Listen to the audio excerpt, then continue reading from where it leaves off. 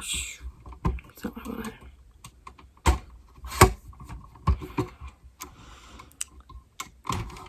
My dog's like watching me from her high horse over there. Man, rude. I just realized the words are going to be backwards the whole time. Freaking A. I have this terrible fear of being cold. So I run my space heater for a long time, and then I run it for too long, and then I'm hot. And I'm not as afraid of being hot, but when it happens, it's just as bad. Just as bad. Oh. Don't mind me, I'm just kicking things. I'm acting out in anger. Is that the wall? That's not allowed. Okay, that's good. No! I think I need to scoot over. Why? Oh, okay, fixed it, kinda. Hi, that's my thumb. Okay. I might finally be ready. Ready. Hi everyone, it's Nat. I wanted to take some time today to talk to you about writing advice. This video is a little less educational and a little more conversational. Hope that's okay with y'all. This is gonna sound funny coming from me because I give writing advice.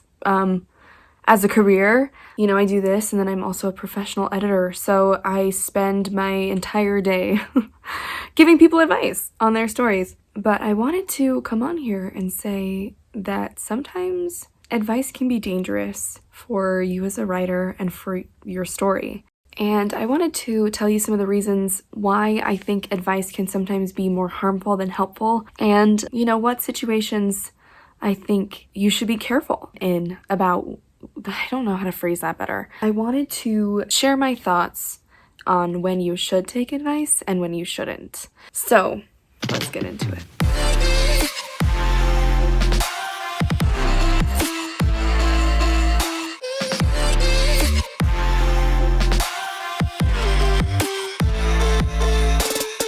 Before we get started, please like this video if it's helpful for you, if you enjoy it, and then please subscribe. I put out new videos every other Friday, sometimes other extra Fridays too, all about writing. So I expect that you are asking people for advice because you feel like there is part of your story that could be improved. Maybe it's not good enough for you yet. Maybe, you know, you feel like you don't have the skill to maneuver it well enough or to decide what to do next. You feel like you need direction and you feel like you're not confident in your own ability to some extent, whether you know it or not yet. A lot of the time that's fine because you shouldn't be overconfident in your ability. Like, no one's a perfect writer. Most people are going to have stories of these, you know, beta readers or close friends that gave them advice that changed their writing or changed the entire trajectory of their novel. I have a story like that. Very normal, you know, to want advice and to really use the advice in a big way. And it's okay to admit that maybe you're feeling a little bit insecure or you feel like you need backup to really be confident in your story. But the danger comes when you don't turn off the switch, when you don't turn off the tap. You know, like if you leave water running in your house forever, it's going to flood. You're going to have water damage. You're going to have structural damage. The house will collapse eventually. Either that or like water will come pouring out of every window and door and you won't be able to like fix it or stop it, right? That's kind of how I view advice. If you take too much writing advice, your lack of confidence in yourself eventually is going to change from you being a human who knows that they need help with things and that they don't know everything. It's going to move from that to you being someone who's terrified to write your own stuff, someone who feels like they don't know what they're doing, like they, you know, shouldn't be a writer, that they can't do it right. You can see how that's harmful, right? There's no right way to write. Let's just get that out of the way. It doesn't exist. I love saying that because it sounds a little bit crazy, but it's true. There's no right way to do writing. It's art. There's no right way to paint something or sculpt something. But sometimes you will get people who think they are right, who think they absolutely know the right way. And so this is where it comes in. First of all, let me rewind. If you're asking for advice and you are not done with your book, stop. Stop. Don't ask for advice yet. You can share your chapters with your readers and the people you want to see it. And you can ask people, you know, if you're concerned about a certain thing, like if you're feeling like, what can I do in the next chapter to describe things better? You can ask about that, you know, but don't just let people run wild with your story, because what you need right now in this stage of your story, in this stage of your process of your writing, isn't criticism, it's encouragement. You don't need people telling you what you could do better yet. Eventually, that feedback is going to be absolutely helpful and treasured. Like, that's great feedback to have, but you don't want to get that yet, because eventually you're going to be in editing brain all of the time. And that's coming from someone who is in editing brain all the time. In my defense, I'm in rewrites. So editing brain is mostly called for, but sometimes it's not, because I'm writing and I'm in editing brain anyway, but it's fine. So get out of your editing brain. Tell your editor to take a seat and wait their turn, because right now it's the writer's turn. Right now it's the creative's turn. It's time to make something, and personally, I don't believe that criticism or even just lots of advice are warranted or helpful in the creating stage. It's just your job to create. Just let it run wild. You know, you can clean it up later. And that's how you learn, is by going through later yourself and cleaning it up. There's a lot to learn from the people who give you advice, but there's even more to learn from yourself. Which brings me to another issue with taking too much advice, and that is that you will, after too long, you will lose sight of your own creative voice and your own creative vision. People are going to say things differently than you. They're going to structure things differently than you. They're going to tell a story differently than you. The fact that you are the one writing it is what makes it special. The fact that you are the one writing is what makes you as an author unique.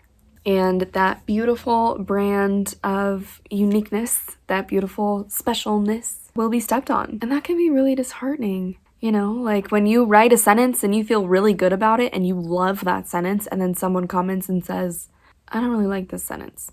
Okay, thanks. You know, you have to practice choosing what you listen to, because if you love that sentence, you should keep it. One of the most important things that I practice as an editor is that if a client wants something a certain way, it stays that way. My opinion as an editor doesn't matter at the end of the day. I can give you creative direction, I can give you advice, I can point out where things could be fixed, but if there is something you want in there that I disagree with, you win.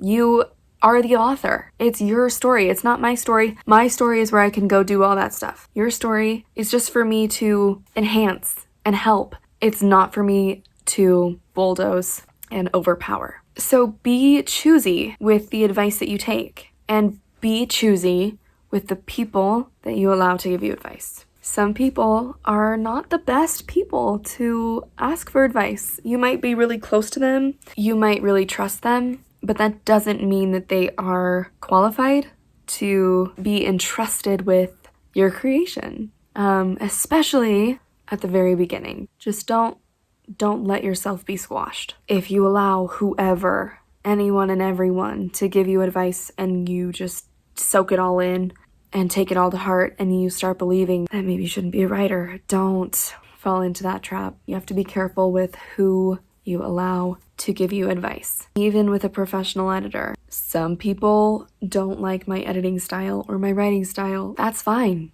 They can absolutely choose someone else, you know, because at the end of the day, it's their story. At the end of the day, it's your story. So even if you've hired a professional and paid them money, you don't have to take their word as gospel, ever, with anyone. The people you should allow to give you advice are people who you know have your best interest in mind, people who you know want to see you succeed, people who you know have what you want. Don't take advice from people who don't have the life you want. You know, if someone is giving you advice and they're not what you want to be later, don't take it. Find people who have the accomplishments and experience and knowledge that you want to give you feedback. Find people who love your genre, your story elements, like kind of quiz them maybe a little bit and be like, how do you feel about sci-fi? How do you feel about robots? That's for me. If someone hates sci-fi and robots, not a good fit. Probably shouldn't read my story, even if you were my best friend. Yeah.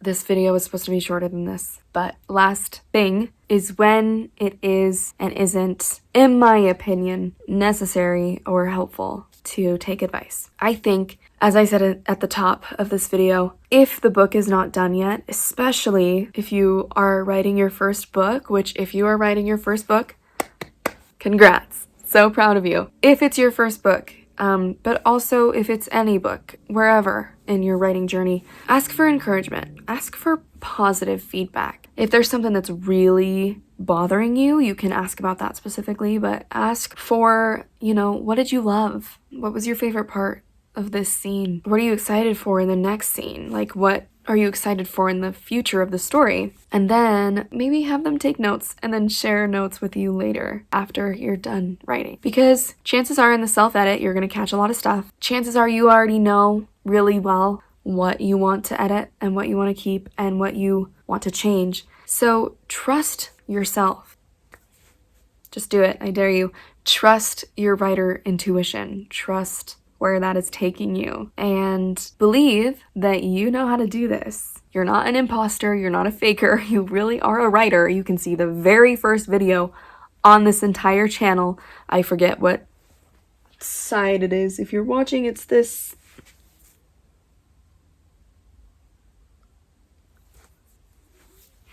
Somewhere. Which side is it on? I'm gonna remember for the next video. My first video ever is somewhere around here, and you really are a writer. It doesn't matter where you are, and you really do know what to do. So trust yourself, allow yourself to be that fully confident writer. Take edits and feedback at the end, after you're done writing, after you're done self-editing, when it's almost ready to be published. Take some feedback. You might find that you have to go back and rewrite or go back and edit a lot, and you might be like,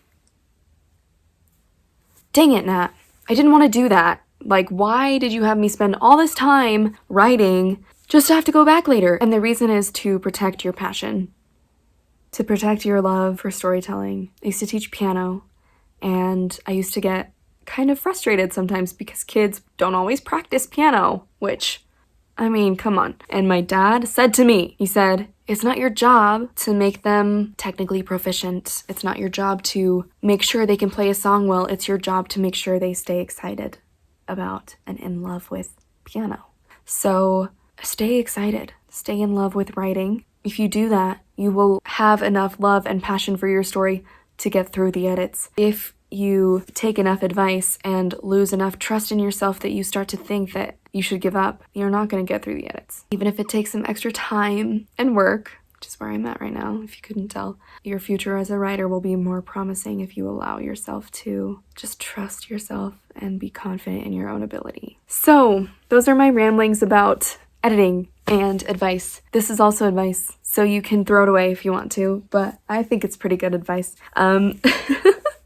Thanks so much for being here and for watching another video. I appreciate you guys so much, and I will see you in a couple weeks. Happy trails.